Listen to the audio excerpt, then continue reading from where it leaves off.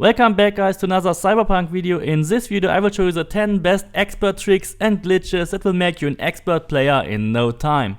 Since there's still no reskill in this game, it is very crucial how you actually start your character. The answer of course depends on how you want to play the game. If you rather want to play as a netrunner or as an all-in guns and blazing build. When you play as a netrunner you will likely max out 20 intelligence, 20 cool and then put the remaining points into tech and reflex. If you play as an all-in guns and blazing build, then you likely go for 20 body, 20 reflex and 20 tech and then you put your remaining points into cool. That means that body and intelligence will be your sacrifice skills. You either go for only intelligence 3 or for body 3, depending on which part you actually want to play. So at the start in the player creation, just don't put any points into body and don't put any points into intelligence, except if you want to go that route anyway. That will leave you all the options and you can decide your path later. When you are going for a body 3 build, it is strongly advised to get the gorilla arms, because the legendary gorilla arms will increase your body stat by +6. That means you can still open every door and every car in the game when you have your gorilla arms equipped. That makes having a low body level not really that much of an issue. Your character stats are actually split in two. There's a part with the weapon stats and there's a part for your character. So when you open your stats page, you will actually see your stats for your character. It can be like 20 crit chance, 40 crit chance or even 100 crit damage there. And then you have the weapon itself, and both of these things are added together. You always have to add your character stats plus your weapon stats. And the weapon stats are special as well, because the full weapon stats are only applied when you hold that specific weapon in your hand. That is a very common mistake. When you run around in your apartment or when you are talking to a vendor, you won't see the full stats of your weapon. You will only see them when you draw your weapon. For the weapon mods like Penetrator and Crunch, you just have to find the corresponding crafting spec. These crafting specs will actually scale and turn into epic or legendary crafting specs. When your crafting subskill reaches 15, you can craft the epic mods, and when your crafting subskill reaches 18, you can craft the legendary mods. You can also still get legendary Fortuna, Bully and Deadeye mods even after patch 1.6. The drop rate for them has just been significantly nerfed to be only 1 to 3%, so in order to get them you now have to craft over 100 clothing items, specifically your eyewear, to get the chance to get one Bully or one Fortuna mod. It is still very easy to get 100% crit chance even after patch 1.6. There are a lot of weapons like the Yintimaru which simply gives you 100% crit chance when you do certain things with it. But even if you don't have such a weapon, you can simply put 40 or 60 points into the Merciless perk from the cool finisher that will also make any weapon in your inventory have 100% crit chance. But there are more powerful ways to increase your damage, for example with headshot damage, which can be up to 400%, or even with your stealth damage multiplier, which can also be up to 400%. One of your biggest natural incomes for money is when you collect all the items which are dropped by your enemies. But should you rather sell or dismantle all these items? Well, there is a break-even point at which the components you get from dismantling are actually less worth than the money you get from selling them. Here's a table that shows you all of these values for uncommon, common, rare, epic and legendary items. But since these values are very hard to remember, just focus on dismantling every common and uncommon gear you have, especially the clothings and weapons. Every rare, epic and legendary weapon should be sold because you are much more likely to get more money from selling them. You could also just simply sell everything that will give you more than 100 eddies. If you want to use the same iconic weapons for the entire game, you actually face a big problem, because the upgrading costs will increase for every level. They will just cost more and more and more, and at some point it will be unaffordable to upgrade your weapon any further. But if you craft your iconic weapon to the next rarity level, from uncommon to rare, from rare to epic, or from epic to legendary, you will completely reset your upgrading costs. So it actually makes sense to upgrade your weapon only for 10 to 15 levels and then craft your weapon to the next rarity level to reset these costs. So you should use these upgrading intervals wisely and spread them out as far as possible for your iconic weapons. I would recommend that you upgrade any uncommon iconic weapon at level 20 from uncommon to rare, and at level 30 from rare to epic, and at level 40 from epic to legendary. So you will place the upgrading cost reduction on the most efficient spot. And for those levels in between, you just use the normal upgrading methods to keep your weapons sharp and pointy. To get all the needed money for all the cyberware and weapon mods, there are two ways to generate money very early on. The first way is when you duplicate any random item that you have more than 2 copies of. Press and hold down the sell button on that item you want to duplicate, adjust the number to be -1 than you actually own, and press the confirm button additionally while you still hold the selling button, which opens this menu. And now it is important that you did not move your cursor, because it has to stay still on the item you just sold. Then it will immediately open the selling menu again, allowing you to sell them all again. Now you can buy all your items back normally, that way the vending machine will get its 20,000 money back and you have more items. You didn't really pay for these additional items, so the vending machine stays at 20k, but you have more items. When you have duplicated enough items, you can simply get the majority of money out of the machine, keep a couple of your items for yourself, and then skip time 24 hours and start the duplication again.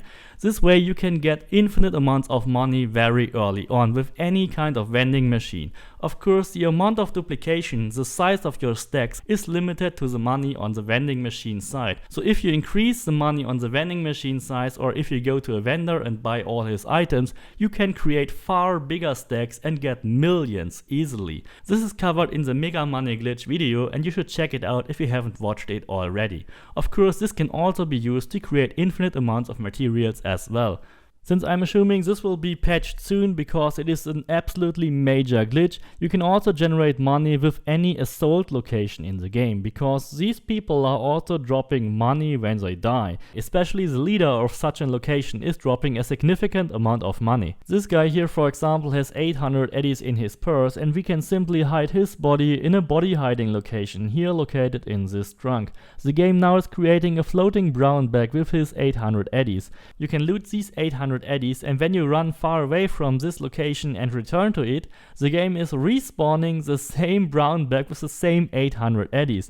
You can do that as often as you want to, simply rinse and repeat to farm more money. However, this is way slower than duplicating money and it always requires you to do this setup. So I rather recommend you to do the other glitch before it's patched, because that also allows you to store millions of money with your items in your inventory. However, once you reach level 20, you don't have to worry about money anymore, because at level 20 you reach the break-even point at which you can sell crafted items for more money than they cost you to craft them. And the absolute best items you can craft are the cow and the Yukimura. They only need 11 rare, 11 epic and 2 legendary components, and they will sell for over 3000 eddies for a single piece.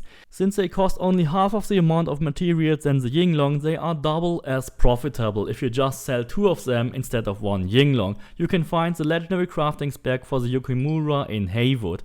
These items have a 90% profit margin and you can further increase the price with crazy signs. If you don't want to use any of these glitches, there are a lot of easy money missions early on. You just have to make the right decisions to get the most money out of them. The first opportunity to get a lot of money is during the pickup mission. You should call Meredith Stout and accept her credit ship. And during the conversation with Royce, you should just shoot him right into his face. That way you will get his weapon, you can also loot the safe in his office for a ton of eddies, and you can also claim all those 10,000 credits on the cred chip by yourself if you just press the button and download it from the menu. The next opportunity to get a lot of money is after the heist mission, when you can free roam the whole city. There's an NPC scanner location in the southwestern part of Watson, and if you loot the backpack from the body, you will get the quest Worldly Possessions. Simply go to the cemetery and collect your 5000 eddies. This has actually been nerfed, because before patch 1.5 it was 10,000. At that point you can also just go to the Delamain headquarters and talk to him about your broken car. He will give you an immediate compensation of around 4000 eddies just for coming there. Real quick money can actually be made when you do the beat on the Blood, which has become incredibly easy after patch 1.5. You don't have to put any efforts into it, just equip gorilla arms and beat the shit out of those guys. You just have to hit them 3 or 4 times and then the fight will be over. Make sure to make a manual save, so in case you lose, you can just reload that save. The other quest will give you even more money. You can place a bet for up to 32,000 eddies on Ozob's nose, and Ozob is really easy to beat, so definitely do that one as well.